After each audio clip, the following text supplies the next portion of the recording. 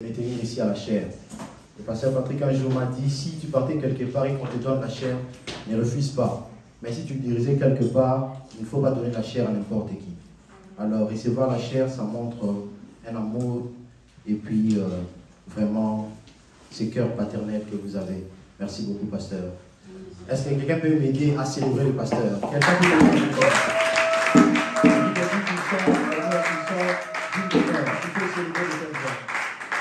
Aussi un grand merci à votre maman qui est là. Merci beaucoup, maman, pour votre amour. Merci de nous porter dans vos prières. Merci d'être là pour nous à chaque niveau. Merci beaucoup. Et malgré qu'ils ne sont pas là, je me dois de dire merci au pasteur Patrick et à papa Germain. Malgré leur absence, ils sont toujours là et ils ont toujours apporté une pierre dans ce que nous devenons chaque jour. Amen. Amen. Alors, le Seigneur a mis une pensée dans mon cœur que nous allons partager. C'est suite vraiment à tout ce que nous avons vu depuis un moment. Nous sommes en train de parler de la prière. Seulement, nous voyons plusieurs directions. Et la direction première, c'est la position. Nous avons prié la fin de, je pense, 2 mois passés, nous avons prié « Assieds-toi à ma droite ». Le Seigneur nous donnait une position. Alors, les thèmes que le Seigneur a mis dans mon cœur pour ce dimanche, les repositionnements par la nouvelle naissance. Amen. Amen. Les repositionnements par la nouvelle naissance. Pourquoi les repositionnements par la nouvelle naissance? Parce qu'avant d'être nés de nouveau, nous avons une position dans le monde. La Bible dit que tous meurent en Adam et vivent en Jésus. C'est-à-dire que quand nous naissons de nouveau, quand nous naissons naturellement, nous avons automatiquement une position dans le monde. Cette position-là, nous sommes séparés de Dieu. Nous sommes loin de Dieu. Ce n'est que par la nouvelle naissance que nous nous rapprochons de Dieu, que nous revenons à lui. Alors, puisque nous sommes dans le monde, puisque nous sommes loin de Dieu, il y a une position qui nous est donnée. Cette position-là n'a aucun avantage pour nous. Voilà pourquoi par la nouvelle naissance, le Seigneur nous rappelle à lui. Par la nouvelle naissance, le Seigneur nous redonne une position. Par la nouvelle naissance, nous sommes devenus enfants de Dieu, nous qui autrefois étions ennemis de Dieu. Alors j'ai une fourchette de paroles à proposer. Nous allons lire d'abord Genèse chapitre 12, à partir du verset 1 à 3. Genèse chapitre 12, 1 à 3. J'ai lu au nom de Jésus. Amen. L'Éternel dit à Abraham, va-t'en de ton pays, de ta patrie et de la maison de ton père, dans le pays que je te montrerai. Je ferai de toi une grande nation et je te bénirai. Je rendrai ton nom grand et tu seras une source de bénédiction. Je bénirai ceux qui te béniront et je maudirai ceux qui te maudiront. Et toutes les familles de la terre seront bénies en toi. Jean chapitre 1, le seul verset 12e. Genèse 12, 1 à 3. Nous avons lu Genèse 1, 12 à 3. 1 à 3, 12, 1 à 3. Nous allons maintenant lire Jean 1 et le seul verset 12e. Quelqu'un d'autre peut nous prendre déjà Jean chapitre 3, 1 à 8. Jean 3, 1 à 8. Jean 3, 1 à 8. Je lis Jean chapitre 1, le verset 12e seulement.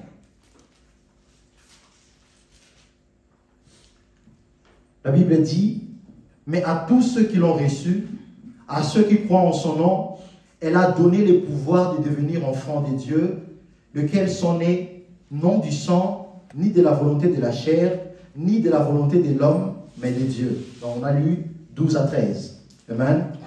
Jean chapitre 3, 1 à 8. Jean 3, 1 à 8. J'ai lu notre Seigneur Jésus. Amen.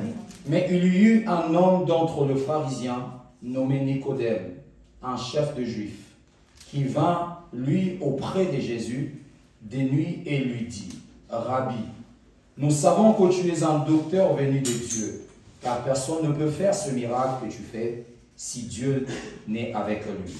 Jésus lui répondit, en vérité, je te l'ai dit, si un homme n'est né de nouveau, il ne peut voir le royaume de Dieu. Nicodème lui dit, comment un homme peut-il naître quand il est vieux? Peut-il rentrer dans le sein de sa mère et naître? Jésus répondit, en vérité, je te l'ai dit, si un homme n'est né d'eau et d'esprit, il ne peut entrer dans le royaume de Dieu. Ce qui est né de la chair est chair, et ce qui est né de l'esprit est esprit. N'était-il pas que je t'ai dit, il faut que vous naissiez de nouveau. Le vent souffle où il veut, et tu n'entends le bruit. Mais tu ne sais d'où il vient, ni où il va. Il en est ainsi de tout homme qui est né de l'Esprit. Amen. Amen. Romains chapitre 8, le verset 1 seulement, que nous connaissons très bien. Il n'y a donc maintenant aucune condamnation pour ceux qui sont en Jésus-Christ. Amen. Amen. Les repositionnements par la nouvelle naissance. Nous avons une position, comme je disais tantôt, dans le monde. Quand nous naissons de nouveau, s'il y a deux choses sur lesquelles Dieu met beaucoup plus d'accent pour un enfant de Dieu, c'est l'identité et la nouvelle naissance, et la position. Dieu fait toujours en sorte que son enfant connaisse à la fois l'identité qu'il a en lui et l'opposition qu'il occupe. Pourquoi? Parce que si tu ne connais pas qui tu es, si tu ne connais pas la position que tu occupes, ta vie d'un enfant de Dieu sera une vie de frustration. C'est pourquoi Dieu se rassure toujours, il nous enseigne toujours à connaître à la fois l'identité que nous avons et puis la position que nous occupons. Gabriel, dans Luc chapitre 3, Gabriel est apparu à le père de Jean-Baptiste, Zacharie, dans les temples où il était en train de travailler. Gabriel parle à Zacharie. Voilà ce qui t'arrivera, ta femme qui est stérile aura un enfant. Zacharie doute. Gabriel lui dit deux choses. Il dit, je suis Gabriel, je me tiens devant l'Éternel. Il parle de Gabriel, je suis Gabriel. Il parle de son identité. Il dit, je me tiens devant la face de Dieu. Il parle de la position qu'il occupe. Nous, comme enfants de Dieu, la Bible nous dit que nous sommes en Jésus-Christ. Enfants de Dieu, nous sommes en Jésus. La Bible fait mention de la position. Amen. Amen. Encore et encore, la Bible nous parle toujours de la position et de l'identité. C'est lui qui ne connaît que l'identité, qui ignore la position, ne sera pas satisfait. Il y aura de la frustration. Parce que tu sauras que je suis quelque chose, mais je n'ai pas ce que je suis censé avoir. Et c'est lui aussi qui a la position, mais qui n'en a pas l'identité, sera de même frustré. Saoul avait la position du roi. David avait l'identité du roi. David n'était pas heureux parce qu'il est roi. Le jour où on l'a oint, le prophète a dit, Israël, voici ton roi. Il n'a pas dit, voici celui qui sera, voici ton roi. Donc, dès ce moment-là, il y avait quelqu'un qui était déjà roi, c'est David. Mais la position du roi, il ne l'avait pas. Donc, la signature royale était chez quelqu'un d'autre. David n'était pas heureux parce que celui qui avait la position le poursuivait encore ou voulait le faire du mal. Saoul, même de son côté, quoi qu'il était sur le trône royal, il n'était pas heureux parce qu'il savait qu'il y a l'identité qui est déjà donnée à quelqu'un d'autre. Et il voulait éliminer quelqu'un. Naturellement, nous voyons la chose. Nous voyons l'exemple comme les élections qui viennent de se passer dans ces pays que nous connaissons tous. Il y a quelqu'un qui est maintenant élu par le peuple, qui a un calendrier différent de celui qui veut entrer. Il y a quelqu'un d'autre qui est là, il dit quelque chose parce qu'il sait que c'est lui le président, mais comme il n'a pas la signature, il ne peut pas imposer cela. Alors Dieu se rassure où il veut vraiment que nous puissions connaître notre position et notre identité afin de jouir pleinement de tout ce qu'il a prévu pour nous. Amen. Amen. Voilà pourquoi le Seigneur a mis dans notre cœur de parler du repositionnement. On repositionne quelque chose qui a été positionné. Quand on dit repositionner, ça veut dire que la chose avait une position autrefois. Mais cette position-là n'était pas bonne pour nous. Voilà pourquoi le Seigneur nous donne une autre position en lui. Nous sommes repositionnés. Mais on est repositionnés que par la nouvelle naissance. Il faut naître de nouveau. Jésus a dit ça à Nicodème. Il a dit ça à Nicodème. Vous devez naître de nouveau. Pourquoi? Parce que si vous ne naissez pas de nouveau, vous êtes né de la chair et la chair ne peut pas hériter le royaume de Dieu. Il faut naître d'esprit. Vous naissez de Dieu et là vous devenez enfant de Dieu pour jouir de ce que Dieu a ou bénéficier de ce que Dieu a prévu pour nous. Donc pour les chrétiens, ce message vient pour nous montrer l'identité que nous avons, la position que nous avons afin de maintenir notre identité. Parce qu'il est possible de saboter l'identité. Il est possible de saboter la position que nous avons. Mais Dieu nous envoie ce message pour nous donner la sagesse par la parole de maintenir la position que nous avons. Alors s'il y a une vérité qu'on peut dire concernant la nouvelle naissance, c'est que la nouvelle naissance n'a aucun désavantage. Amen. Amen. La nouvelle naissance n'a aucun désavantage. Il n'a que des bénéfices. Amen. Il n'y a rien de ce que l'homme peut quitter dans le monde et venir en Dieu et regarder derrière et puis regretter qu'on a laissé ça et ça et ça. Heureusement pour nous, Pierre a posé cette question à Jésus lui-même. Il a dit, voici, nous avons tout quitté, nous t'avons suivi. Qu'est-ce que nous avons? Jésus a dit, celui qui aura quitté une maison, une famille, ainsi de suite, pour moi, il aura, même ici dans ce monde, au centuple. Donc il y a toujours des bénéfices et des bénéfices énormes. Amen. Amen. Il y a des grands bénéfices en Dieu. Donc voilà ce que l'objectif ou le but de ces messages. La nouvelle naissance, mes frères et sœurs, nous exigera toujours un déplacement. La nouvelle naissance nous exigera toujours un déplacement physique, un déplacement spirituel, un déplacement émotionnel. Dieu dit à Abraham, quitte ta nation. La nation, le pays, c'est un lieu géographique situé. Amen. Abraham quitte la nation. Mais Dieu lui dit, quitte ta patrie. On nous dit d'être patriote. C'est-à-dire que même quand tu es ici, le Congolais prie pour le Congo, les Ivoiriens prient pour la Côte d'Ivoire, le Rwandais prie pour le Rwanda. Ça, c'est le patriotisme. Même quand tu as quitté géographiquement, il est possible d'être toujours attaché à la nation ou à la patrie. Mais Dieu lui dit de quitter même la patrie, donc de quitter les sentiments qu'il a pour cette terre-là, de quitter les sentiments pour notre cas. Ayant quitté le monde, nous devons quitter les sentiments que nous avions du monde. Il y en a qui autrefois étaient amoureux de la musique mondaine, qui étaient amoureux de ceci ou cela. Ils ont quitté, ils sont nés de Dieu, mais l'amour qu'ils avaient autrefois pour ces choses-là demeure toujours en eux. Alors cette parole vient pour dire que par les repositionnements, les Seigneurs nous demandent aussi de quitter même ces sentiments, de quitter la patrie. Amen. Amen. De quitter la patrie. Et il lui dit encore de quitter la maison de son père. Ce qui est grave, c'est que quelqu'un qui a quitté le pays, automatiquement, il a quitté la maison de son père. Mais Dieu fait mention, après avoir fait mention de la nation. Pourquoi? Parce qu'il est possible de quitter la nation, de quitter même la patrie, mais de rester encore attaché à la maison de notre Père.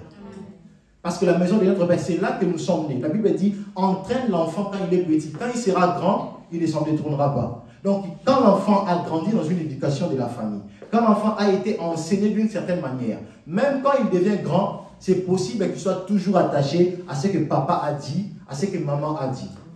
Voilà pourquoi Dieu lui dit de quitter la maison de son père, de quitter les sentiments, l'éducation. Quand nous sommes nés de nouveau, nous devons apprendre, les pasteurs Patrick l'a prêché ici une fois, apprendre à désapprendre. Nous devons enlever, désinstaller certaines histoires. Qui te dit que ce que papa et maman ont dit était bien? Qui est-ce qui te dit ça? Parce qu'entre eux déjà, il y avait des discussions. Ou entre eux et une autre famille, ils voyaient déjà des choses différentes. On a vécu dans des quartiers comme ça, où papa dit faites ceci, le papa du voisin dit faites autre chose. Vous voyez qu'entre vous et ceux-là, vous avez des éducations différentes. Mais quand le Seigneur nous dit, quand nous venons au Seigneur, le Seigneur nous demande de quitter même la maison de notre Père. Amen. Amen. Nous devons quitter la vie que nous avons en Dieu, la vie qu'Abraham veut avoir avec Dieu, exige qu'Abraham puisse quitter. Pourquoi? Parce qu'il doit se dépouiller de sa vie passée. Bien aimé, quand nous venons au Seigneur, nous devons nous dépouiller de notre vie passée. Le Seigneur ne mettra pas des choses qu'il réserve aussi longtemps que nous sommes attachés à notre vie passée. Pour le diable, là où Dieu a mis la sainteté, il ne se dérange pas de venir mettre le péché. Mais là où il y a le péché, le Seigneur ne viendra pas mettre la sainteté. Dieu a envoyé à l'image de la parabole que Jésus a donnée.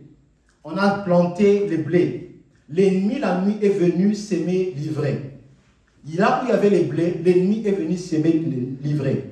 Donc ça ne dérange pas l'ennemi de venir mettre les désordres là où il y a l'ordre de Dieu. Mais là où il y a les désordres du diable, quand Dieu vient, la première des choses, il nous fait quitter. Nous devons tout quitter, tout abandonner, rester vide. Et à un moment où nous sommes vides, Dieu commence maintenant à placer. Il est venu avec Gédéon. La première des choses qu'il a dit à Gédéon, de renverser tous les autels qui étaient élevés. Maintenant, on va commencer à élever d'autres autels. Gédéon, je ne veux pas qu'il y ait cet autel ici et mon autel à moi. Non, tu dois d'abord renverser tout ce qu'il y a. Tu dois tout quitter. Nation, patrie, maison de papa. Et puis, on va commencer à rebâtir d'autres choses. Amen. Amen. Nous devons quitter la nation. Dieu dit à Abraham que tu deviendras une grande nation. Si Abraham étant une nation en devenir, vit dans la même nation, vous imaginez Israël serait comme dans un autre pays. Vous voyez ça? Israël serait dans un autre pays. Donc pour t'envoler, pour prendre l'avion, le pays qui te contient doit te donner l'autorisation. Donc Dieu sait les grands plans. Alors quand Dieu nous dit de quitter, même si nous ne comprenons pas encore aujourd'hui, nous devons par obéissance quitter. Amen. Amen. Nous devons tout quitter, ce que Dieu nous dit. Alors, quelques repositionnements de la nouvelle naissance. 1.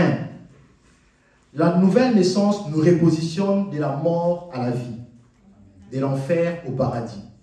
La nouvelle naissance nous repositionne de la mort à la vie, virgule, de l'enfer au paradis.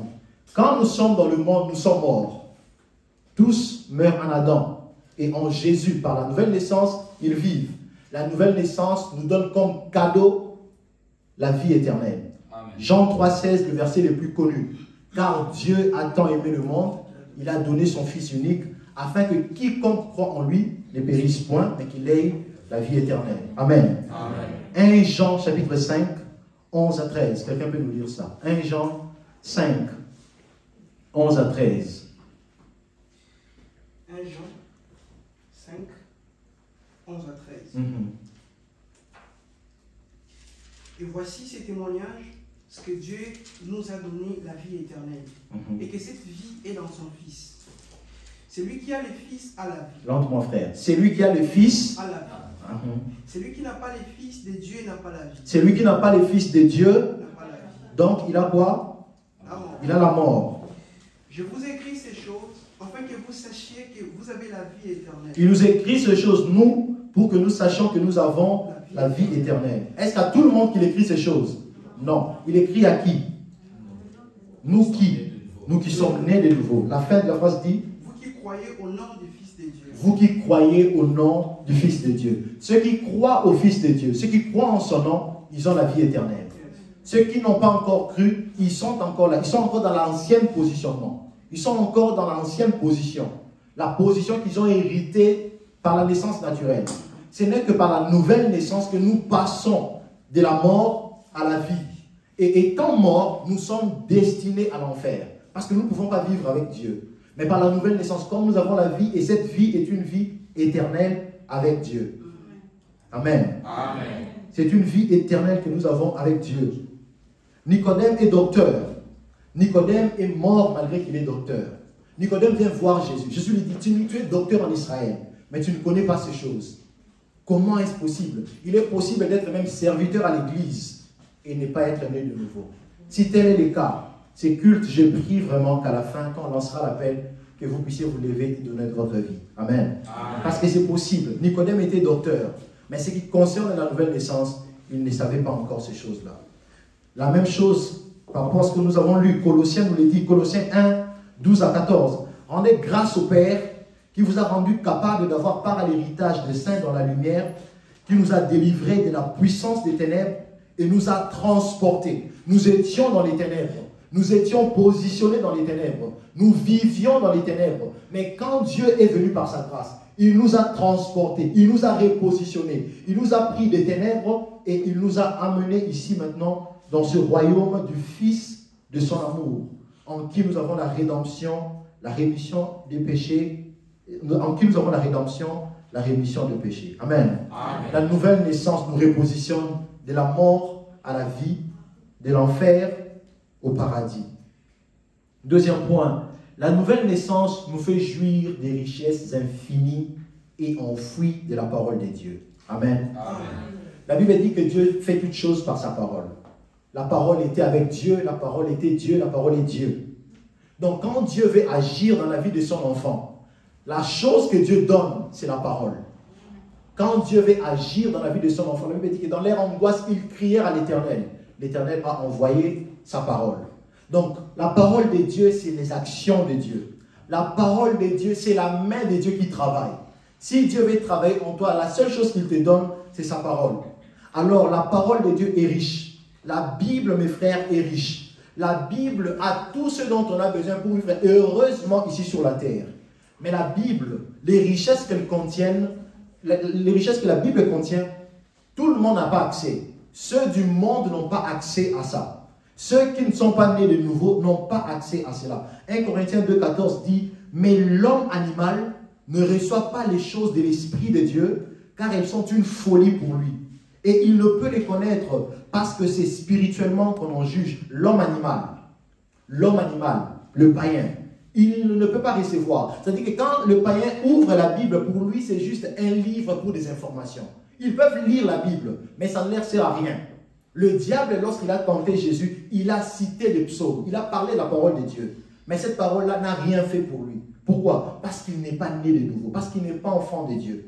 Parce qu'il n'est pas repositionné. Dans sa position où il est dans les ténèbres, la Bible ne peut qu'être un livre comme tout autre livre. Mais quand un enfant de Dieu tient la Bible, la puissance de Dieu même est avec lui. Amen. Quand un enfant tient la Bible, la puissance de Dieu est là. Amen. La Bible n'est pas un livre ordinaire. La Bible est ordinaire pour le non-croyant, pas pour nous les enfants de Dieu. quand nous avons des problèmes, nous devons apprendre à ouvrir la parole de Dieu. Quand nous avons des situations, on a des questions auxquelles on n'a pas de réponse, nous devons apprendre à ouvrir la parole de Dieu. Parce que Dieu certainement nous dira quelque chose. Tu ne peux pas aller dans la Bible et rentrer vide au moment où tu as la parole de Dieu. Tu as Dieu en toi, tu as son esprit. Nous, enfants de Dieu. Acte 8, 26 à 39, c'est une longue lecture, nous n'allons pas lire, nous connaissons ces textes. La Bible nous parle de l'eunuque éthiopien. Lui qui était encore dans l'ancienne position, lui qui n'avait pas encore reçu Jésus comme Seigneur et Sauveur. Il est en train de lire la parole de Dieu. Il est en train de lire Ésaïe 53. Il lit, et puis l'ange de Dieu dit à Philippe, approche-toi du char. Philippe s'approche et il entend l'eunuque éthiopien, assoiffé déjà même de la parole de Dieu, mais qui ne comprenait rien. Parce que les richesses enfouies, les richesses infinies de la parole, il n'avait pas accès à cela. Mais quand Philippe vient, Philippe commence à parler avec lui et lui pose la question, est-ce que tu comprends ce que tu lis? Il dit, comment est-ce que je vais comprendre si personne ne m'explique? Comment est-ce que je vais comprendre si personne ne m'explique? Philippe se met à l'expliquer et il comprend. Mais à la fin, lorsqu'il comprend, il est même baptisé. Philippe est enlevé. La Bible dit que cet homme ici, l'eunuque éthiopien, il est rentré tout joyeux. Papa, toi tu avais besoin de quelqu'un pour t'expliquer. Quelqu'un est venu. Et quelqu'un, la personne qui t'a expliqué, est enlevée. Au lieu d'être triste, Seigneur, pourquoi tu l'as enlevé? Il fallait le laisser avec moi ou nous enlever nous deux. Comme ça, je serai toujours avec lui. Il va commencer à m'expliquer tout le jour quand j'aurai des questions. C'est pas ça. Et quand j'étais en train de méditer, le Seigneur m'a dit, il était heureux parce qu'il est né de nouveau. Amen. Et puisqu'il est né de nouveau, l'Esprit de Dieu est en lui. Il n'a plus besoin de quelqu'un pour l'enseigner tous les jours. Amen. Il a un enseignant permanent en lui. Amen. Il a quelqu'un, le Saint-Esprit qui est maintenant en lui, qui peut l'enseigner à tout moment. Amen. Quand nous sommes nés de nouveau, l'Esprit de Dieu est sur nous. L'Esprit de Dieu nous enseigne. 1 Jean 2, 27, il le dit clairement. 1 Jean 2, 27. Pour vous, l'onction que vous avez reçue de lui demeure en vous. Et vous n'avez pas besoin qu'on vous enseigne. Mais comme son onction vous enseigne toutes choses, et qu'elle est véritable, et qu'elle ne point un mensonge, demeurez en lui selon les enseignements qu'elle vous a donnés. Amen. Amen. Amen. Amen. Nous ne pouvons pas voir comme enfants de Dieu que nourriture spirituelle, c'est que le pasteur nous donne les dimanches. C'est incorrect. Tout le jour nous mangeons. Autant nous nourrissons notre chair le matin, sûrement à midi et à minuit. Les autres même comme moi, la nuit même aussi quand on a faim, on peut encore manger. Autant notre esprit a besoin d'être nourri. On ne peut pas nourrir si votre esprit ne mange que ce qui est donné ici à la prédication. Ou peut-être même certains les dimanches et puis le mercredi aux enseignements. Parce que le mercredi c'est un programme pas pour tout le monde apparemment. Et donc votre esprit n'a pas la bonne santé. L'enfant de Dieu doit ouvrir la parole de Dieu chaque jour. L'enfant de Dieu doit aimer la parole de Dieu. Il doit être plongé dans les Écritures. Et quand tu es là, plongé dans la parole de Dieu, quand tu es là, méditant tout le jour, l'onction qui est en nous, l'onction qui est là, va toujours nous enseigner. L'onction ne manquera pas. Dieu a des choses à dire, bien aimé. Tout ce que Dieu recherche, tout ce que Dieu veut de notre part, c'est notre attention. Amen. Quand j'étais en train de méditer cette parole, c'est... En fait, quand tu donnes l'oreille, plus il parle, plus tu l'écoutes, plus il se met à parler. Quand tu te concentres à autre chose, tu n'entends rien. Mais quand tu ouvres la parole, tu vois, bon, il a dit une phrase. Peut-être tu avais juste une phrase. Bon, que j'écrive ça. Une autre phrase arrive. Une autre phrase. Donc, si on donne notre attention au Seigneur, l'onction qui est en nous, mes frères et sœurs, cette onction-là va nous enseigner. L'onction de Dieu. La nouvelle naissance nous repositionne. Elle nous donne accès aux richesses de la parole de Dieu. Elle nous donne accès aux richesses enfouies de la parole de Dieu. Nous sommes nés de nouveau. Quand nous parlons de la parole de Dieu, la méditation, nous ne parlons pas des grandes révélations pour bouger les choses. Nous parlons même des directions claires, simples de la parole de Dieu. Dieu a dit à Abraham, marche devant ma face et sois intègre. C'est simple, il n'y a rien de compliqué, il n'y a rien à chercher ce que Dieu a voulu dire. Tout ce que Dieu a dit, marche devant ma face, sois intègre. Je me souviendrai toujours de ma toute première expérience avec la parole de Dieu. Mars 2018, je crois. J'étais en train de dormir, je rêve, j'étais annonciateur quand autrefois, à l'église catholique, j'étais lecteur. Donc, je vois, j'étais à la paroisse Notre-Dame de la Sagesse, pour ceux qui connaissent le campus à l'Unikim. J'ai dit aux gens, bien aimés, veuillez vous lever, nous allons lire le psaume 119. Et directement, je me suis réveillé. C'était vers 3 heures comme ça. Je venais à peine de naître de nouveau. Et Je n'avais même pas encore de la Bible. J'ai pris mon téléphone, j'ai essayé de sillonner. Le psaume 119, c'est le chapitre le plus long de la Bible. Donc j'ai essayé un peu de dire, ah, c'est très long, je vais lire ça les matins. Mais après, je n'avais pas sommeil, je me dis, ok, j'ouvre un tout petit peu. Je commence à lire le verset 9.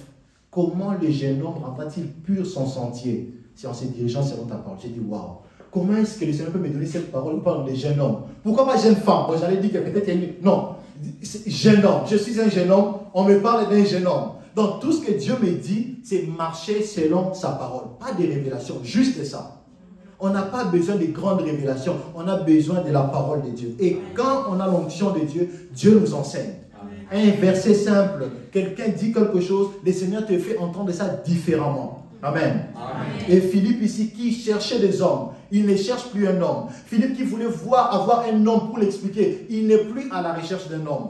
Et si je peux ouvrir une parenthèse, et les gens que nous voyons parfois courir derrière d'autres personnes dans le monde, on voit une fille qui court après beaucoup de garçons, il court après celui-ci, il court après celui-là, il court après, on dit légère, on dit celui-là. Et si la recherche de cette personne-là, c'est la recherche de Dieu.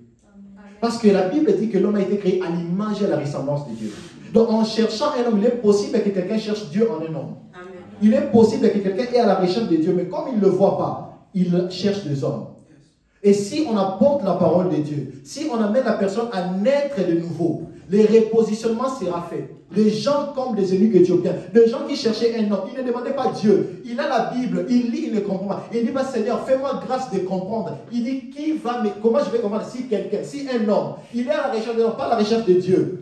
Mais quand il rencontre Dieu, oh, les hommes partent. Ça ne lui dit rien. Il est content parce qu'il sait que j'ai Dieu avec moi. Donc il est possible, mes frères, ne nous accrochons pas aux hommes. Ne nous accrochons pas aux personnes. Accrochons-nous à Dieu. Les hommes dans notre vie viendront et partiront selon la mission que Dieu leur a assignée. Les hommes ont des missions. Il y en a la mission est un peu longue. Il y en a la mission est peut-être pour toute une vie. Il y en a la mission sera courte. Mais qu'ils viennent ou qu'ils partent, apprenons à rester avec Dieu. Parce que si nous avons Dieu, il saura amener de bonnes personnes. Si nous avons Dieu, il saura amener de bonnes personnes au bon moment. J'ai aimé l'analogie que quelqu'un a donnée. Il a dit, la vie d'un homme, les relations, c'est comme un arbre. Il a dit, il y a des relations qui sont comme des feuilles. Les feuilles tombent à tout moment. Il y a des relations comme ça, de courte durée. Ça vient, ça part, gloire à Dieu. Il y a des gens, des relations qui sont comme des branches. Les branches sont là, ce n'est pas des feuilles, mais si vous donnez aussi beaucoup plus de poids sur la branche, elle se casse. Et il y a des gens comme des racines qui nous portent et qui nous porteront toujours. Et Dieu sait donner ces gens-là, et Dieu sait amener ces hommes. Alors nous devons juste rester avec Dieu. L'unique éthiopien est resté avec Dieu. Aujourd'hui, Philippe vient, il est parti. Gloire à Dieu, je suis content. Dieu est avec moi. Demain, celui-ci viendra et partira. Gloire à Dieu. Nous, notre objectif, c'est rester avec Dieu. Son onction nous enseigne. Son onction nous donne part à la richesse de sa parole. Amen. Amen. Jésus parlait à la foule. Cet exemple que nous connaissons. Il parle à la foule. Il leur parle en parabole. Parabole, il donne une autre parabole, il donne une autre parabole, il donne une autre parabole. Au point où même les disciples posent la question, pourquoi tu leur parles en parabole? Jésus dit, parce qu'à vous, il a été donné de connaître le mystère du royaume, mais pas à eux. Nous sommes enfants de Dieu. Nous avons droit aux richesses de la parole de Dieu. Quand tu pries, tu as ta parole, tu as la Bible. Prie, dis Dieu, je suis ton enfant. Je veux comprendre ta parole. J'ai besoin de comprendre. Parce que ces choses ici, le mystère du royaume, moi j'ai accès, j'ai droit à cela. Mais pour être repositionné, il faut naître de nouveau. Parce que l'homme animal ne peut pas recevoir les choses de l'esprit. Amen. Amen. Troisième point, la nouvelle naissance nous donne de devenir de vases d'honneur. La nouvelle naissance nous donne de devenir de vases d'honneur. Quand le Seigneur nous a parlé, nous avons parlé ici, sauver de, sauver par et sauver pour. L'objectif, nous sommes sauvés pour devenir une habitation spirituelle. Et l'habitation, c'est que les gens doivent habiter. Nous sommes le temple du Saint-Esprit. Quand nous naissons de nouveau, le Saint-Esprit de Dieu vient et habiter en nous. Nous sommes un vase d'honneur. Nous ne sommes plus ordinaires, mes frères et sœurs. Nous portons en nous Dieu. Dieu est avec nous. Dieu est en nous. Nous sommes des vases d'honneur en Dieu. Son Saint-Esprit habite en nous. Et Abraham ici, quand Abraham quitte, Abraham, Dieu lui dit de quitter. Pourquoi? Parce que Dieu veut faire des choses avec lui. Dieu veut mettre des choses en lui. Mais Dieu dit, là où tu es, est-ce que tu as Ça ne correspond pas, ça ne tiendra pas. Je ne saurais pas mettre mes choses ici. Pourquoi? Parce que ça sera détruite. Les choses, les richesses que je vais mettre en toi, tu dois quitter. Tu dois prendre une autre position. Ces choses-là ne sauront pas produire et donner tout ce que je veux. Tu dois quitter. Nous devons être repositionnés. Et quand on est repositionné, quand nous naissons de nouveau, mes frères, nous devenons de vases d'honneur. Abraham ne pouvait devenir vase d'honneur que quand il a quitté sa nation, quand il a quitté sa patrie, quand il a quitté la maison de son père. Il est devenu vide. Et maintenant, comme il est vide, Dieu a maintenant commencé à remplir. La Bible nous dit qu'on ne met pas de vin dans de vieilles outres. On ne met pas de vin nouveau dans de vieilles outres. Pourquoi? Parce que les outres vont se rompre. Le vin va se répandre. Quand nous sommes de vieilles outres, quand nous sommes dans le monde, Dieu ne peut pas mettre ses richesses en nous. Même quand il veut, même quand on demande, Dieu regarde notre état, il voit. Non, non, non, pas ici. Mais quand nous naissons de nouveau, Dieu voit ici. Comment vous imaginez? La Bible dit que Dieu chérit son esprit. Mais dès que quelqu'un naît de nouveau, il a l'esprit de Dieu. Donc Dieu voit que comme il est né de nouveau, il est repositionné. Il est déjà un vase d'honneur. Je vais habiter en lui. Par la nouvelle naissance, mes frères, nous devenons de vases d'honneur. Par la nouvelle naissance, nous naissons de nouveau et nous devenons de vases d'honneur. Matthieu 7,6. Ne donnez pas les choses saintes aux chiens. Ne donnez pas les choses saintes aux chiens. Les chiens ici, c'est qui? Comme on a lu, l'apôtre Paul dit l'homme animal. Vous voyez, l'homme animal, le chien. C'est l'homme qui est dans le monde, c'est le païen. C'est celui qui ne connaît pas la valeur des choses saintes. Et ne jetez pas vos perles devant le pourceau, de peur qu'il ne les foule aux pieds, ne se retourne et ne vous déchire. Le verset que je disais tantôt, Matthieu 9, 17. On ne met pas non plus du vin nouveau dans de vieilles outres. Autrement, les outres se rompent, le vin se répand et les outres sont perdues. Mais on met le vin nouveau dans des outres neuves et les vins et les outres se conservent. Ce que Dieu veut, c'est que toi étant né de nouveau et sa grâce, vous puissiez être tous deux conservés. Dieu ne veut perdre ni toi son enfant né de nouveau, ni sa grâce. Alors il dit, si je prends ma grâce, je mets dans quelqu'un qui n'est pas né de nouveau, quelqu'un qui n'est pas un vase d'honneur, ça va se répandre. Et même cette personne-là, ça peut créer des problèmes sur lui. L'onction sur un païen va créer des problèmes sur le païen. L'onction peut tuer un païen. Mais l'onction sur l'enfant, un enfant de Dieu, ça bénit de vie. Amen.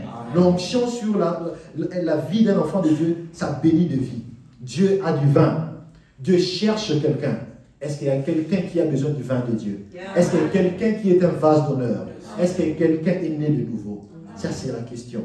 Si nous sommes repositionnés, alors nous sommes des vases d'honneur.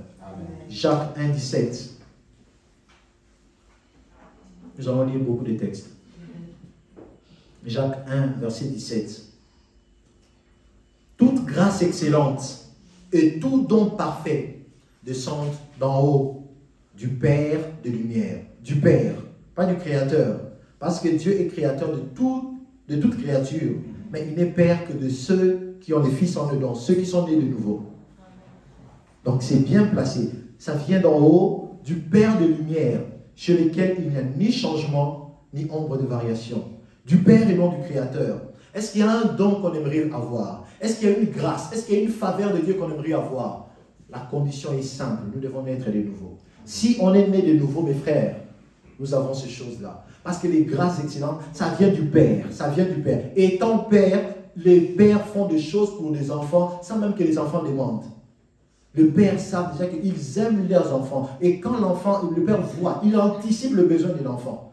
Nous n'avons pas besoin toujours de demander à Dieu. Il y a des choses que Dieu nous donne. Parfois, on ne se rend même pas compte qu'on a ça. On fait ça. Pour nous, on croit que c'est facile. Mais c'est aux autres de dire, oh non, ça n'est pas facile. C'est une grâce. C'est une faveur. Parce que c'est difficile pour les autres. Mais si tu le fais avec facilité, c'est une grâce de Dieu.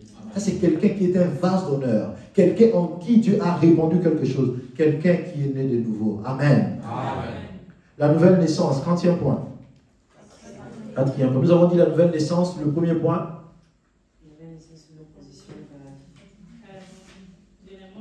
De la mort à la vie. Deuxième point. Fait jouir de puissance. Troisième. Quatrième. La nouvelle naissance nous donne accès au surnaturel. Amen. Amen. La nouvelle naissance nous donne accès au surnaturel. Les surnaturels, tout le monde les désire. Les surnaturels, c'est quelque chose que tout le monde aimerait vivre. Nous aimerons tous vivre les surnaturels. Le monde aimerait vivre les surnaturels. Parce que le monde, la nature a des limites. La nature a des limites. Il y a des lois, de la pesanteur. Tout corps qui monte finit par tomber. Mais Philippe ici, qui est enfant de Dieu, il peut être transporté ici, pas dans un avion, par l'esprit et être amené quelque part d'autre. Ça, c'est les surnaturels. La nouvelle naissance nous donne accès au surnaturel. Toi, tu prends ta main, tu touches un malade et le malade est guéri. Ce n'est pas naturel, c'est le surnaturel. C'est la nouvelle naissance. On a ça par la nouvelle naissance. Voilà pourquoi le Seigneur a voulu que nous puissions parler du repositionnement par la nouvelle naissance. Pour que si nous savons que nous ne sommes pas encore nés de nouveau, que nous puissions nous repositionner. Que nous puissions revenir au droit chemin afin de jouir de toutes ces choses que le Seigneur est en train de nous dire. Amen. L'histoire de la femme syrophénicienne que nous connaissons. Elle est venue chercher la guérison chez Jésus. Jésus lui dit, il n'est pas bon de donner la nourriture des enfants aux chiens. Il n'est pas bon. Donc il y a la nourriture des enfants. Jésus dit que cette nourriture des enfants, on ne peut pas donner aux chiens. C'est qui les chiens? C'est celui qui n'a pas Dieu. Un enfant de Dieu, c'est celui qui a reçu Jésus comme Seigneur et Sauveur. Mais Jésus refuse et après, la femme manifeste quand même la foi et Jésus donne parce que la femme avait la foi. Et elle a manifesté la foi. Mais l'objectif ici, si on parle de ces textes, c'est pour montrer que la première réponse de Jésus, c'est que tu n'as pas droit à ça. Vous n'avez pas droit à ça, vous qui êtes des chiens, vous qui êtes dans le monde. Ça, c'est pour les enfants. Ça, c'est pour ceux qui sont nés de nouveau. Ça, c'est pour ceux qui ont cette nouvelle position que je leur ai donnée en Jésus-Christ. Le même Jésus qui a dit à la femme qu'il n'est pas convenable de donner la nourriture des enfants aux chiens. Quand ils vont chez Pierre, Pierre, la belle-mère est malade. La Bible ne fait aucune mention d'un Pierre qui dit à Jésus, non Jésus, ma belle-mère est malade. C'est-à-dire qu'ils sont entrés, Jésus est allé chez la belle-mère. Toi, tu es allongé, pourquoi? Je suis malade. Et il guérit, c'est fini, il se relève. Donc, quand nous sommes nés de nouveau, nous avons accès au surnaturel. Et c'est surnaturel, nous ne demandons pas toujours. Il y a des choses que Dieu fait pour nous, parce qu'il nous aime, parce que nous l'appartenons. Il nous défend, il nous bénit, il nous guérit, il nous donne ce dont nos cœurs désirent, juste parce que nous lui appartenons. Amen. Juste parce que nous lui appartenons. Donc, nous n'avons pas toujours à prier, à prier, à prier. Nous sommes sauvés par grâce. Nous vivons dans la grâce. Amen.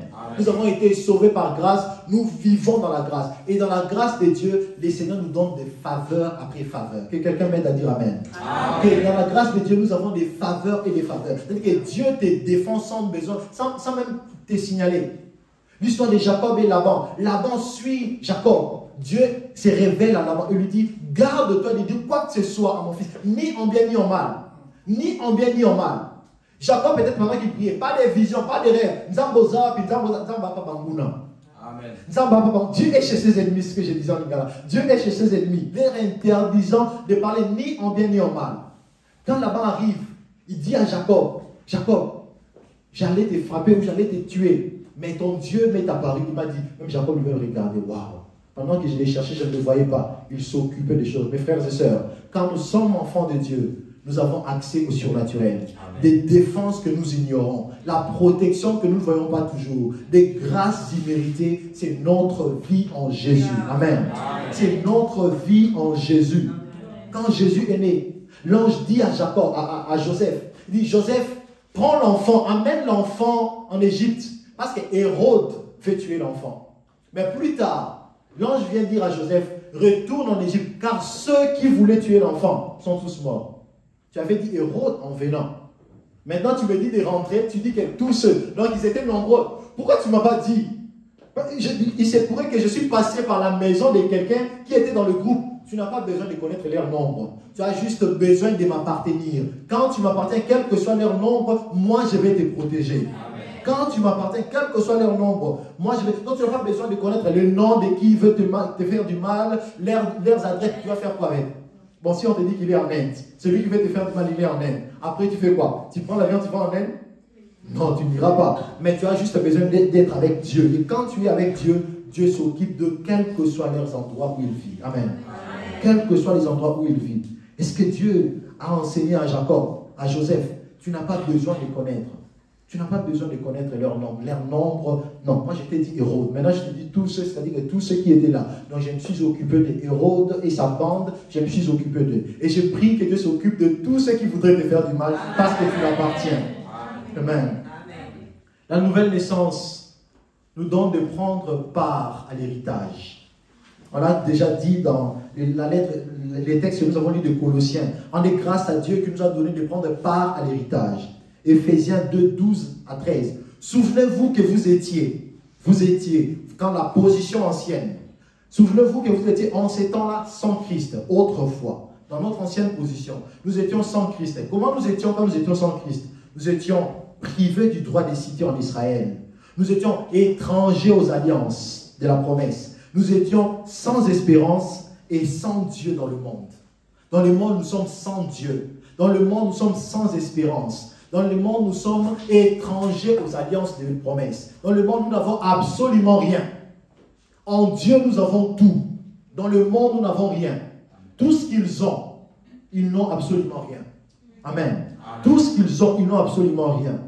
En Dieu, nous avons l'héritage. La nouvelle naissance nous donne de prendre part à l'héritage. Abraham vit chez son père. Abraham vit sous le toit de son père. Il vit chez ses parents. Sûrement même la dot de Sarah, c'est son père qui a payé. Lui, il a payé pour Isaac parce qu'il avait l'argent. Mais lui, sûrement, on a payé pour lui parce que lui-même là, il n'avait absolument rien. Papa voulait faire... Isaac, sûrement, il était riche, quoiqu'il était enfant du grand patron Abraham. Mais Abraham a payé pour Isaac parce qu'il aimait son fils. Mais Abraham, on n'a pas fait seulement parce qu'on l'aimait. On l'a fait parce que les fils étaient pauvres. Mais quand Dieu le bénit, quand Dieu le donne de prendre part à l'héritage, il sort, il quitte, il naît de nouveau. Ça, c'est une figure de naître de nouveau, ce que Dieu fait avec Abraham. Le fait de quitter sa nation, de quitter sa patrie, de quitter la maison de son père. Quand il naît de nouveau, quand il est repositionné, il a droit à l'héritage. Plus tard, il devient tellement riche. Il y a même un texte là, il est allé libérer Lot. Le roi vient, il va lui donner des richesses. Il dit, gardez vos richesses. Je ne veux pas que quand Dieu va me bénir, il s'est dit que c'est nous qui avions béni Abraham. Un homme riche, béni en Dieu, sachant qu'il savait que j'ai maintenant part à l'héritage. J'ai maintenant part à ce que Dieu a. L'or et l'argent appartiennent à Dieu. Et quand nous sommes ses enfants, ça nous appartient. Nous sommes co-héritiers avec Christ. C'est que Christ a. Tout ce que le Père a, il a donné au Christ. Et puisque nous sommes co-héritiers avec lui, tout ce qu'il a, il nous a donné par Christ. Amen. Amen. La nouvelle naissance nous donne de prendre part à l'héritage. Et puis, la nouvelle naissance nous retranche de malédictions des familles. Amen. Amen. Amen. La nouvelle naissance nous retranche de malédictions des familles.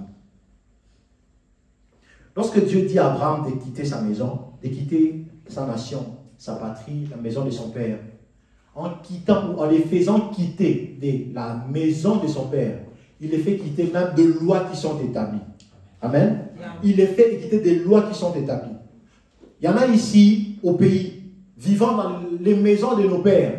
Papa a dit à 18 h, tout le monde à la maison. Ils sont en Russie, ils rentrent à 23 h, ils rentrent à minuit. La loi que papa a mise là-bas ne fonctionne plus sur toi ici. Amen. Cette loi-là, ça ne fonctionne plus ici. Parce que tu n'es plus là, tu as quitté. Amen. Je ne dis pas ça dans un mauvais sens. Parce qu'il y a des gens qui disent, maintenant on fait quoi? On rentre à 20 h aussi. Si il faut rentrer à 20 h, rentrer à 20 h. Donc, il les fait quitter, il les repositionne. Il fait quitter toutes les lois. Qu'est-ce dit la loi chez vous là-bas, Abraham? La loi chez nous dit, nous devons avoir une petite parcelle dans la petite ville, dans le pays où nous vivons. Ah, c'est ça la loi chez vous. Bon, moi je vais marcher avec toi. Quitte cette nation-là. Moi je ferai de toi une nation. Ce qui te contenait, tu deviendras semblable à ça. Et je t'élèverai tellement que tu seras même plus glorieux que ce qui était en train de te contenir. C'est ce que Dieu fait avec Abraham. Abraham qui vivait chez son père, Abraham sort, Abraham devient une nation. Et quelle nation? Jusqu'aujourd'hui, nous parlons de cet homme-là. Parce qu'il a été retranché. Alors la question que nous nous posons sûrement, est-ce qu'il y a quelque chose vraiment comme lien des familles? Nous entendons ça. Est-ce que la Bible parle clairement, noir sur blanc? Y a-t-il quelque part où la Bible parle des liens des familles? Sûrement non, la réponse. Mais est-ce qu'il n'y en a pas? Oui, il y en a. Amen. Il y a des liens de famille. La Bible, la notion des liens de famille dans la Bible existe. La notion des liens de famille existe. Par lien de famille, nous entendons tout héritage négatif que l'homme peut léguer. Amen. Tout héritage négatif ou nuisible qu'un homme peut léguer à sa postérité. Naturellement, nous voyons des hommes qui donnent parfois même des maladies à leurs enfants. C'est-à-dire que papa souffrait de ceci, maman souffre, les enfants souffrent de ça. Il y a des maladies comme le diabète, par exemple. Quand on diagnostique quelqu'un du diabète, on pose la question, qui dans l'arbre généalogique a souffert de ça? Voyez-vous? Donc si on peut donner, et la Bible dit que la nature ne vous enseigne-t-elle pas? C'est-à-dire que puisque la nature a été tirée du spirituel, les lois qui régissent la nature sont des lois spirituelles. Si naturellement on peut donner quelque chose de bien ou de mal, nous avons étudié avec des gens qui disent que toute la famille sont intelligents. Toute la famille, ils sont... C'est-à-dire que même le bourrique d'entre eux, quand il vient vers vous, il est génie. Amen. Quand même le bourrique d'entre eux, quand il vient vers vous, il est génie. Le lien existe. Le lien familial existe. Quelques textes dans la Bible. Hébreux 7, 9. Que quelqu'un nous prenne Hébreux 2, 14.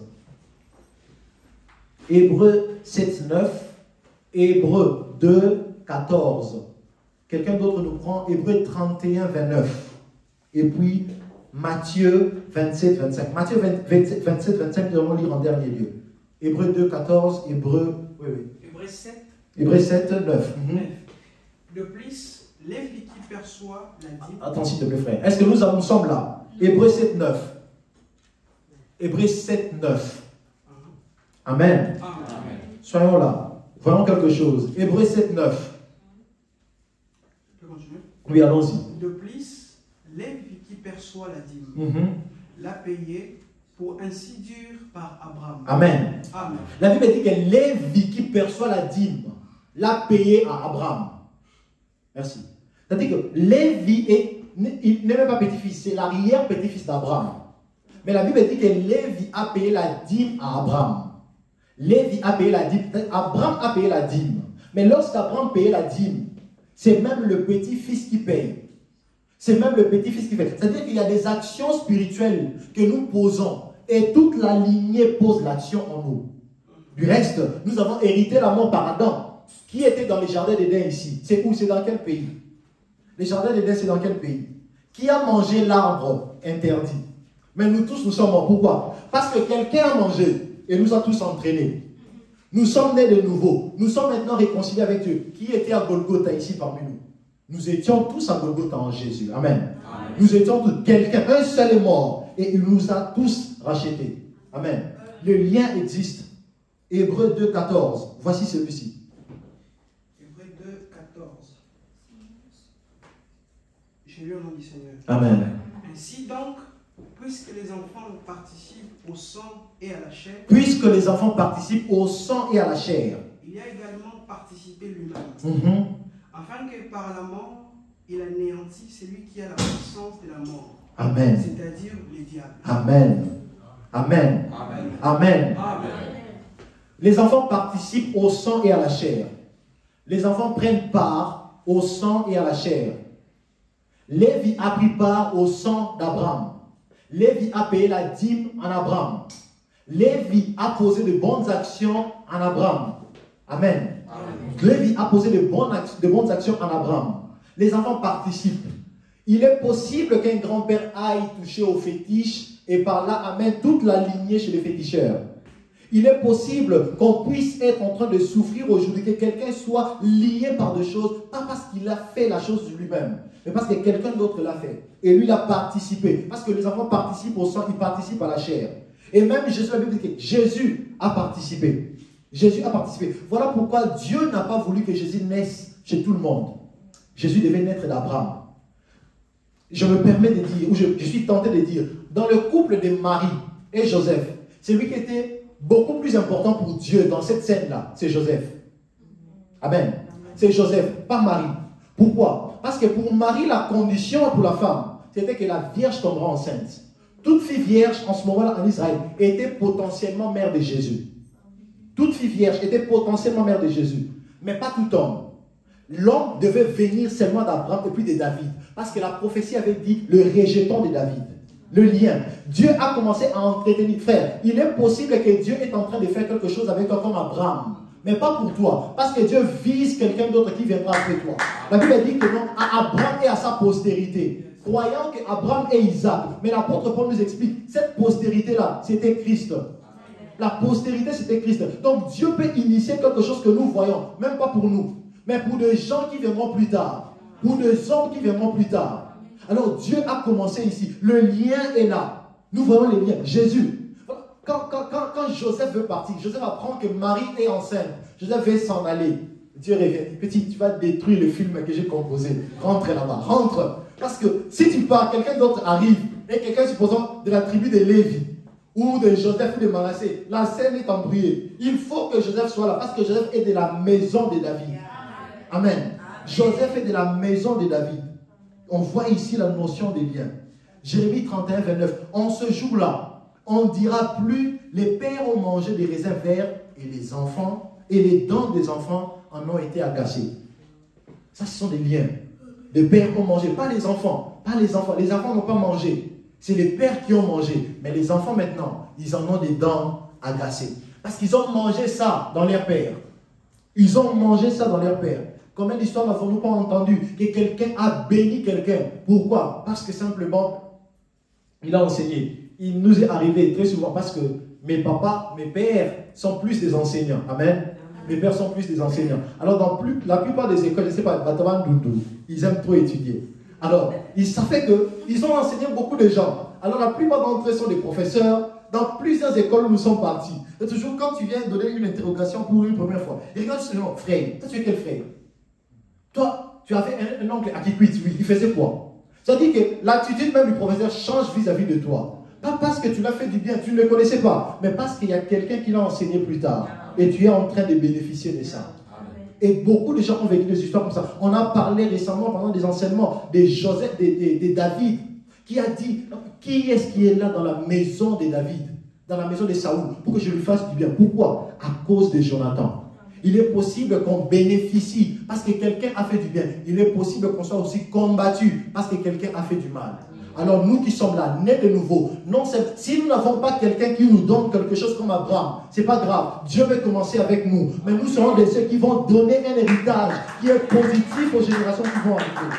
Serons de ceux qui vont donner un héritage à ceux qui viendront plus tard. Qu'ils soient bénis, qu'ils soient heureux. Qu'ils disent, Seigneur, même si je ne l'ai pas vu ce vieux-là, mais qu'il soit béni. Parce qu'il m'a donné quelque chose. Il m'a donné Dieu. Il m'a donné Dieu. Alors, que faire? Puisqu'il y a des liens, puisque nous sommes liés, que faire? Naissez de nouveau. À la nouvelle naissance, nous sommes retranchés des liens familiales. Jean 1, 12, 13 que nous avons lu. Mais à tous ceux qui l'ont reçu, à ceux qui croient en son nom, elle a donné le pouvoir de devenir enfants de Dieu, lesquels sont nés non du sang, ni de la volonté de la chair, ni de la volonté de l'homme, mais de Dieu. Amen. Nous ne sommes plus nés du sang. C'est-à-dire que tu n'es plus fils de ton père quand tu es né de nouveau. Tu n'es plus fils de ta famille quand tu es né de nouveau. Tu es né de Dieu. Amen. Amen. Tu es né de Dieu. C'est-à-dire que les règles ont changé.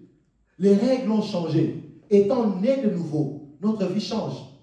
Jean 3, 6, ce qui est né de la chair est chair. Ce qui est né de l'esprit est esprit. C'est-à-dire qu'il vient toucher quand tu es né de nouveau. Tu n'es plus cette matière-là. Ils étaient habitués à toucher la chair. Maintenant, ils viennent, ils voient la même forme. En voulant toucher, ils se rendent compte que c'est l'esprit. Et ça passe. Dans Jean 3, 6, Jésus dit à Nicodème, il dit, le vent souffle comme il veut. On entend le bruit, mais nul ne sait où il vient, d'où il vient, et nul ne sait où il va. Il en est ainsi de ceux qui sont nés d'esprit. Amen. C'est-à-dire qu'un enfant de Dieu, sa vie est cachée en Christ. Les hommes peuvent se dire, c'est comme si Dieu veut faire quelque chose. Mais quoi exactement? Ils ne savent pas. Bien aimé, le diable ne connaît pas ta vie. Le diable ne sait pas ce que tu seras demain. Le diable ne maîtrise pas ton avenir. Il peut voir que l'étoile est là. Cet enfant sera grand. Mais il sera qui exactement? Il ne sait pas. Ne crois pas, ne pense pas que le diable me combat. Parce que ne donne pas des raisons, ne donne pas des informations qu'il n'a pas. Il n'a pas ces informations-là. Il a peut-être l'ombre, il peut voir l'ombre des choses, mais il n'a pas l'image exacte. Notre vie est cachée en Jésus. Notre vie est cachée. Nous sommes comme du vent. On sent que le vent souffle, mais ça vient d'où? On ne sait pas. Ça va où? On ne sait pas. Ils ont vu, les frères de Joseph ont vu que Dieu veut faire quelque chose de grand avec cet enfant. Il fait des rêves, il voit. Et puis papa l'aime. Bon, si on laisse le potentiel de cet enfant, avec l'amour que le père a pour lui, cet enfant deviendra grand. Vendons-le, comme ça on va voir ses rêves, si ça deviendra quoi. Oh, Joseph était caché en Dieu. La vie de Joseph était un mystère. Le diable ne savait pas. En les vendant, ils étaient en train d'accomplir le plan de Dieu. C'est-à-dire que Dieu peut dire, je t'amène au nord, mais par le chemin du sud. Le nord est là-bas, le sud est ici. Dieu t'amène au nord par le chemin du sud. Et ils voient, non, Dieu l'amène comme ça. Non, ta vie est cachée, ta vie c'est le nord. Ils disent, bloquons-les qui n'avancent pas. Et puis ils commencent à te bloquer, ils te bloquent. Et puis quelque part, tu es sur le trône. Comment il est ici? Il était dans les mystères de Dieu. Sagesse, comme le l'apôtre Paul dit, sagesse cachée, mystérieuse de Dieu est cachée. Sagesse que le prince du monde n'ont pas connu. Elle me dit, s'ils l'avaient connu, ils n'auraient pas crucifié le Seigneur de gloire. Donc quand ils ont vu Jésus, crucifions-le. Quand ils l'ont crucifié, grosse erreur. Grosse erreur. Il ne fallait pas les crucifier. Regarde maintenant, il nous a anéantis à jamais. Il nous a anéantis à jamais. Notre vie est cachée en Jésus. Quand nous naissons de nouveau, notre vie est protégée. Le sang de Jésus nous couvre. Ils ne savent plus ce que nous sommes. Amen. Ils ne savent plus ce que nous sommes. C'est la sagesse infiniment variée de Dieu. Nous sommes dans le plan de Dieu, cachés en lui, cachés en Jésus. Dieu utilisera n'importe quel moyen. La Bible dit, toute chose concourt au bien de ceux qui aiment Dieu. Toute chose, quand on dit toute chose, ça dit toute chose. Les bonnes choses, les mauvaises choses contribuent au travail pour le bien de ceux qui aiment Dieu. La condition, il faut aimer Dieu. La condition, il faut naître de nouveau. La condition, il faut avoir quitté le monde et être en Dieu. Quand tu es en Dieu, tout plan va fonctionner pour ton bien.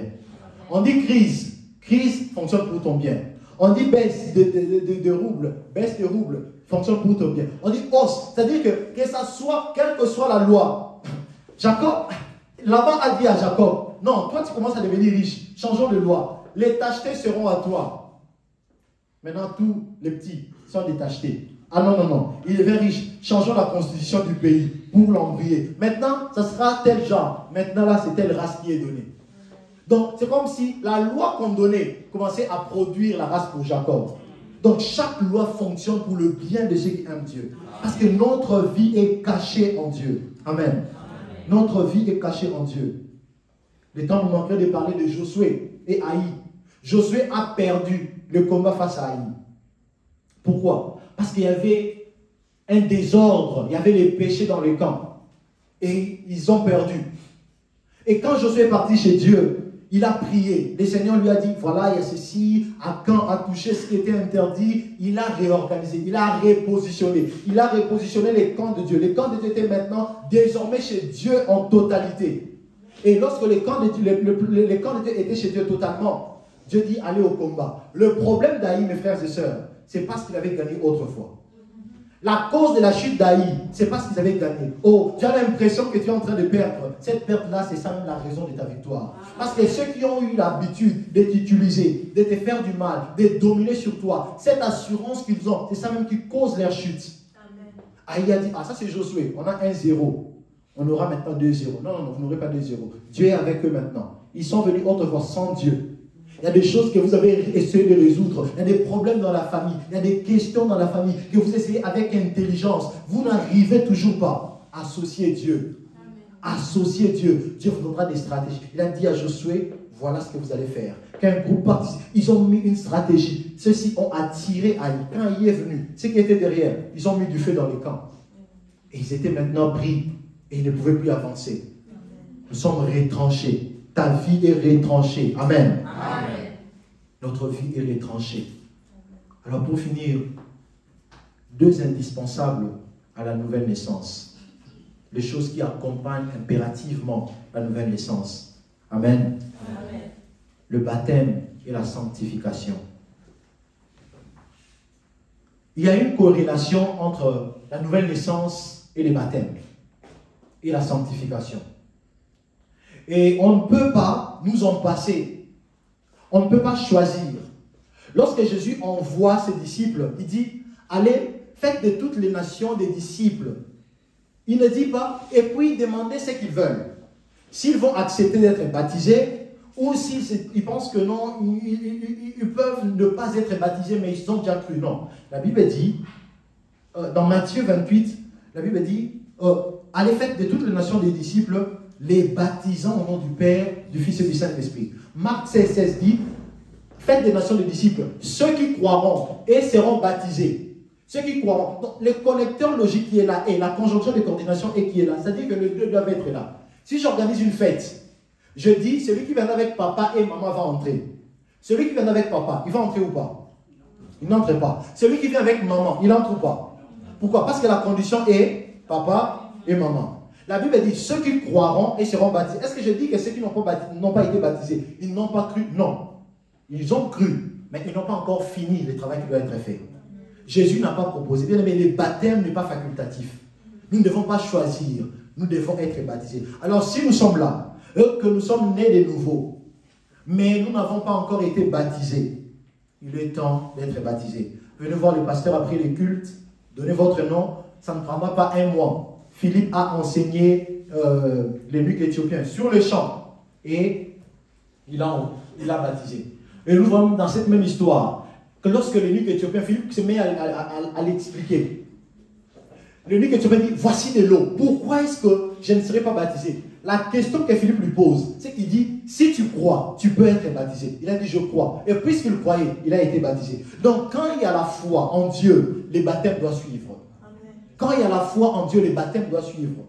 L'apôtre Pierre, dans le livre des Actes des Apôtres, la Bible nous dit que Corneille a envoyé les gens chez Pierre. Pierre arrive, il se met à parler. Corneille dit, voilà, Corneille, regardez quelqu'un. Il voit même une apparition angélique. L'ange lui dit, envoie les gens chez Pierre, il te dira les choses par lesquelles tu seras sauvé. C'est-à-dire qu'il n'est pas encore sauvé. Il vient, Pierre arrive. Pierre se met à expliquer. Voilà. Pendant que Pierre était en train de parler, le Saint-Esprit est descendu sur eux. Ils se mirent à prophétiser et à parler en d'autres langues. Pierre dit à ses frères juifs, il dit, refuserons-nous de l'eau à ceux qui ont reçu le même Saint-Esprit qu'à nous? C'est-à-dire que dans la pensée de Pierre, dans la deuxième pensée, c'est comme si Pierre ne voulait pas les baptiser si le Saint-Esprit n'était pas là. Parce que pour Pierre, ils étaient païens. Parce que même pour venir, Dieu devait lutter avec Pierre dans une vision qu'il lui montrait. Parce que la philosophie de Pierre, pourquoi l'apôtre Paul dit que Pierre était pour envoyer apôtre des Juifs et lui l'apôtre des païens. Si c'était Paul, ça allait être automatique baptême. Mais pour Pierre, mais quand le Saint-Esprit est là, alors pour ceux qui disent que moi je suis là, j'ai reçu le Saint-Esprit, j'ai été baptisé, je parle en langue, je prophétise, le Saint-Esprit est en moi. L'eau du baptême t'attend encore. Amen. Parce que ici, Corneille a été baptisé. Il a d'abord reçu le Saint-Esprit, mais Pierre a dit, il doit passer par l'eau du baptême. Et ils sont passés par l'eau du baptême. Mais dans le cas de Paul, Paul est allé quelque part. Il voit des gens qui s'appellent des disciples, des Nicodèmes, des docteurs de la loi, des gens qui sont dans le temple. Il leur pose la question, avez-vous reçu le Saint-Esprit quand vous avez cru? Ils disent, nous n'avons même pas entendu dire qu'il y a un Saint-Esprit. Mais quel baptême vous avez reçu? C'est-à-dire que l'apôtre Paul relie l'obtention du Saint-Esprit au baptême. Or, au baptême, ça veut dire qu'à la nouvelle naissance. Amen. Quand il relie ça au baptême, ça veut dire qu'il relie ça à la nouvelle naissance. Voilà pourquoi nous avons dit que quand nous devenons enfants de Dieu, nous sommes repositionnés, nous devenons des vases d'honneur. Il s'est dit, est-ce que vous êtes des vases d'honneur? Est-ce que vous avez en vous le Saint-Esprit? Les gens regardent, disent que nous n'avons même pas entendu dire qu'il y ait un Saint-Esprit. Dit, mais de quel baptême avez-vous été baptisés? Nous avons été baptisés du baptême des gens. Oh, ok, je comprends. Il y a un problème au niveau de la naissance. Il se met à leur expliquer. Ils sont baptisés. Et quand ils ont été baptisés, ils ont reçu le Saint-Esprit. Le même jour. Ceux qui ne connaissaient même pas qu'il y avait un Saint-Esprit, quand ils ont été baptisés, ils ont eu un Saint-Esprit. Alors mes frères et sœurs, si vous êtes là, vous n'êtes pas encore nés de nouveau, ce culte est pour vous une opportunité de naître de nouveau. Et si vous êtes nés de nouveau et que vous n'êtes pas encore baptisé, prière de voir le pasteur après le culte pour que le baptême se passe. Alors j'aimerais dire quelque chose ici. Le baptême ici, c'est le baptême par immersion. Parce qu'il y a beaucoup de baptêmes actuellement, beaucoup de débats. Je ne vais pas entrer là-bas. Mais la Bible nous enseigne. Nous voyons dans la Bible qu'au temps de Jésus, lui qui a vécu dans un pays désertique, ils allaient là où il y avait beaucoup d'eau. Amen. Ils allaient là où il y a beaucoup d'eau. C'est-à-dire qu'on plongeait complètement. Ils allaient dans des rivières, dans des fleuves, là où il y avait beaucoup d'eau. Et on plongeait l'homme complètement. Les baptêmes, mes frères, c'est sacrément du baptême. C'est un signe visible, mais qui renvoie à des réalités spirituelles ou à des réalités invisibles. Quand Dieu dit plonger totalement, ça dit plonger totalement. Quand Dieu dit 6 fois, ça dit 6 fois. Donc, et ils ont baptisé en plongeant, c'est ce que nous devons faire. Si nous devons dire que non, nous avons reçu les baptêmes, comme nous autrefois qui étions catholiques, on nous a aspergés, on a reçu ces baptêmes-là. Ça, c'est juste de l'eau qu'on a jetée, ce n'est pas le baptême. Amen. La Bible dit Amen. Amen. Amen. Amen. La Bible dit, ceux qui croiront et seront baptisés. Le baptême ne précède pas la foi selon la Bible. Le baptême ne précède pas la foi. La foi précède le baptême. On a d'abord cru, et puisqu'on a cru, on s'est fait baptiser. On ne baptise pas quelqu'un en attendant qu'il grandisse et qu'il devienne conscient et croit au Seigneur. Amen. Ceux qui croiront et seront baptisés, ceux qui croiront et seront baptisés seront sauvés. La Bible, l'ordre est dans la Bible, surtout quand Jésus, qui est la parole faite chair, quand Jésus parle, il faut respecter l'ordre. La Bible dit Dieu le Père, le Fils, le Saint-Esprit. Dire que non, Dieu le Saint-Esprit, Dieu le Fils, c'est pas mauvais, mais c'est pas cet ordre-là. L'ordre, c'est qu'il y a un Père, il y a un Fils, il y a un Saint-Esprit. Est-ce que le Saint-Esprit est inférieur? Non. Est-ce que Jésus est le milieu en termes de capacité ou de puissance? Non. Mais l'ordre, c'est cet ordre-là. Il y a un Père, il y a un Fils, il y a un Saint-Esprit. Et pour cet ordre ici, pour notre cas spécifique, l'ordre, c'est que nous devons croire et après avoir cru, on doit passer par les eaux du baptême. Amen. Par les eaux du baptême, mes frères, il y a des miracles qui se passent. Il y a des gens qui vous diront, ils ont vu des choses. Ceux qui ont quand même assisté ou qui ont vu des baptêmes, amen, ils vous diront qu'il y a des gens, dès qu'ils sortent de l'eau, il y en a qui sont remplis du Saint-Esprit sur le champ. Quelqu'un, on les baptise, il sort et il se met à parler en langue sur le champ. Il y a des gens qui disent qu'ils avaient des tatouages, ils ont été baptisés, plus rien. Il y a des gens qui étaient malades dans les eaux du baptême. C'est un bénéfice, c'est une richesse que vous vous privez si vous n'êtes pas encore baptisé. Amen. Amen. Et le dernier point, la sanctification. Amen. Amen. Matthieu 28, 19, 20. Allez, faites de toutes les nations des disciples, les baptisant au nom du Père, du Fils et du Saint-Esprit, et enseignez-leur à observer tout ce que je vous ai prescrit. Et voici, je suis avec vous tous les jours jusqu'à la fin du monde. Amen. Amen. Souvent, bien aimés, dans la vie, nous avons besoin de voir Dieu agir. On est enfant de Dieu. On dit, Père, ta puissance, Père, ceci, Père, cela. Qu'on sache que tu es Dieu. Mais quand Dieu regarde là où il veut agir, il y a le péché. Quand Dieu regarde Abraham, Abraham, je vais travailler, mais tu es toujours dans ta nation. Abraham, je vais travailler, tu es toujours dans ta patrie. Je vais travailler en toi, Abraham. Je vais faire de toi une nation, mais tu es toujours dans la maison de ton Père. Tu dois quitter. Tu dois te sanctifier. Tu dois te purifier pour que je puisse travailler avec toi. La sanctification est obligatoire pour un enfant de Dieu. La sanctification est obligatoire quand on est né de nouveau. Pour un pécheur, c'est normal qu'il pêche. Amen.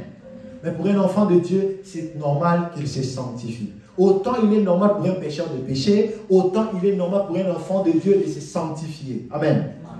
Lorsque Moïse voit le buisson ardent, Moïse veut se rapprocher du buisson. Il voit, mais le buisson ici, comment est-ce que ça ne te consume pas? Il veut se rapprocher. Dieu lui dit, Moïse, arrête-toi, ôte tes sandales, parce que le lieu où tu te tiens est saint.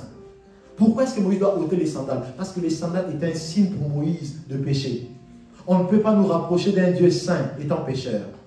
On ne peut pas vivre enfant de Dieu, une vie d'enfant de Dieu, une vie dans le péché. Quand on est né de nouveau, quand on est repositionné, la vie de la pratique de péché appartient au passé. Amen. Amen. La vie de péché appartient au passé.